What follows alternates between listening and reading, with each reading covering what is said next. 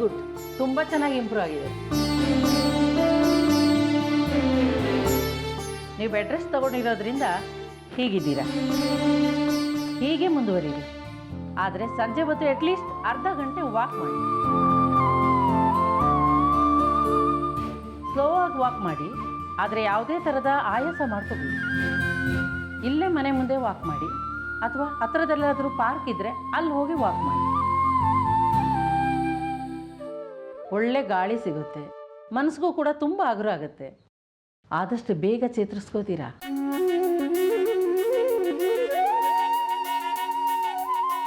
Good Ranjit, ತುಂಬ ಚೆನ್ನಾಗಿ care ತಗೊಂಡಿದ್ದೀರಾ. ಅಯ್ಯೋ ಡಾಕ್ಟರ್, ನಾನಲ್ಲ, ಅತ್ತೆ ಬಗ್ಗೆ ಪೂರ್ತಿ ಕೇರ್ ತಗೋತಾ ಇರೋದು ನಮ್ಮ ಮಾವನೇ. ಇನ್ಫ್ಯಾಕ್ಟ್ ಹೊತ್ತೊತ್ತಿಗೆ ಮಾತ್ರೆ, ಊಟ ಅಷ್ಟೇ ಯಾಕೆ, ಇಡೀ ರಾತ್ರಿ ಎಚ್ಚರವಾಗಿದ್ದು ಅತ್ತೆ ನೋಡ್ಕೋತಿದ್ದಾರೆ ಅವರು. ಸೂರ್ಯ ಅವರೇ ಹಾಗೆ. ಅವ್ರ ಸ್ವಭಾವ ನನಗೆ ತುಂಬ ಚೆನ್ನಾಗಿ ಗೊತ್ತು. ಅವರು ಇಂಥ ವಿಷಯಗಳಲ್ಲಿ ತುಂಬ ಚೆನ್ನಾಗಿ ಕೇರ್ ತಗೋತಾರೆ.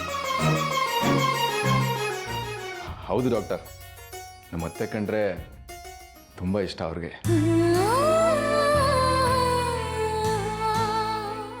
ಓಕೆ, ಇದೇ ಮೆಡಿಸಿನ್ ಮುಂದುವರಿಸಿ. ನಾನು ನೆಕ್ಸ್ಟ್ ವೀಕ್ ಬರ್ತೀನಿ. ನೀವು ವಾಕ್ ಮಾಡೋದ್ರಿಂದ ನಿಮ್ಗೆ ತುಂಬ ಅನುಕೂಲ ಆಗುತ್ತೆ. ನೀವು ಒಬ್ಬರೇ ಹೋಗೋಕ್ಕೆ ಕಷ್ಟ ಆದರೆ ನಾನೊಬ್ಬ ನರ್ಸ್ನ ಅಪಾಯಿಂಟ್ ಮಾಡ್ತೀನಿ. ನಿಮ್ಗೆ ವಾಕ್ ಮಾಡೋಕ್ಕೆ ಹೆಲ್ಪ್ ಆಗುತ್ತೆ, ನಿಮ್ಮ ಜೊತೆಗೇ ಇರ್ತಾರೆ. ಓಕೆನಾ? ನಾನು ನೆಕ್ಸ್ಟ್ ವೀಕ್ ಬರ್ತೀನಿ ಸೂರ್ಯ ಅವರೇ. ಸರಿ.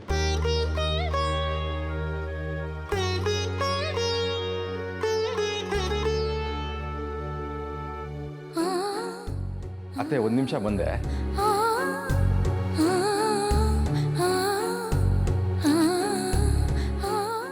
ಹೇಳಿ ಮಿಸ್ಟರ್ ರಂಜಿತ್, ಅವ್ರ ಸಮಾಧಾನಕ್ಕೆ ಹುಷಾರಾಗಿದ್ದಾರೆ ಅಂತ ಹೇಳಲಿಲ್ಲ. ಅವ್ರು ನಿಜವಾಗೂ ಹುಷಾರಾಗಿದ್ದಾರೆ. ಹಾಂ, ಗೊತ್ತಾಯ್ತು doctor, thank you so much. ಅದೇನೋ ವಾಕಿಂಗ್ ವಿಚಾರ ಹೇಳಿದ್ರಿ ನೀವು. ಹೌದೌದು, ತುಂಬ ಇಂಪಾರ್ಟೆಂಟ್. ಸರಿಯಾಗಿ ಎಕ್ಸಸೈಸ್ ಮಾಡಲಿಲ್ಲ ಅಂದರೆ ನರಗಳೆಲ್ಲ ತುಂಬ ವೀಕ್ ಆಗುತ್ತೆ. ಅದರಿಂದ ಮುಂದೆ ತುಂಬ ತೊಂದರೆ ಆಗುತ್ತೆ. Good, very good. I mean, walking ಮಾಡೋದು ಒಳ್ಳೆ ಐಡಿಯಾ. ಆದರೆ ಅವ್ರ ಜೊತೆಗೆ ಡೋಂಟ್ ವರಿ, ನೀವೆಲ್ಲ ತುಂಬ ಬ್ಯುಸಿಯಾಗಿರ್ತೀರಾ. ಅದಕ್ಕೋಸ್ಕರ ನಾನೊಬ್ಬ ನರ್ಸ್ನ ಕಳಿಸ್ಕೊಡ್ತೀನಿ. ಅದರಿಂದ ನಮಗೆ ತುಂಬ ಸಹಾಯ ಆಗುತ್ತೆ. ಇಲ್ಲ ಡಾಕ್ಟರ್, ಇಲ್ಲ, ನೀವು ನರ್ಸ್ ಕಳಿಸಿದ್ರೆ ನಮಗೆ ತೊಂದರೆ ಆಗುತ್ತೆ. ಅಂದರೆ ನಾವೇ ಅತ್ತೆನ ವಾಕಿಂಗ್ ಮಾಡಿಸ್ತೀವಿ. ನಾವೇ ಅಂದರೆ ಮಾವ. ಇಂಪಾಸಿಬಲ್. ಸೂರ್ಯ ಅವರು ಎಷ್ಟು ಬ್ಯುಸಿ ಇರ್ತಾರೆ, ಅವ್ರಿಗಿದೆಲ್ಲ ಆಗಲ್ಲ. ಡಾಕ್ಟ್ರೇ, ಪ್ಲೀಸ್ ಅರ್ಥ ಮಾಡ್ಕೊಳ್ಳಿ.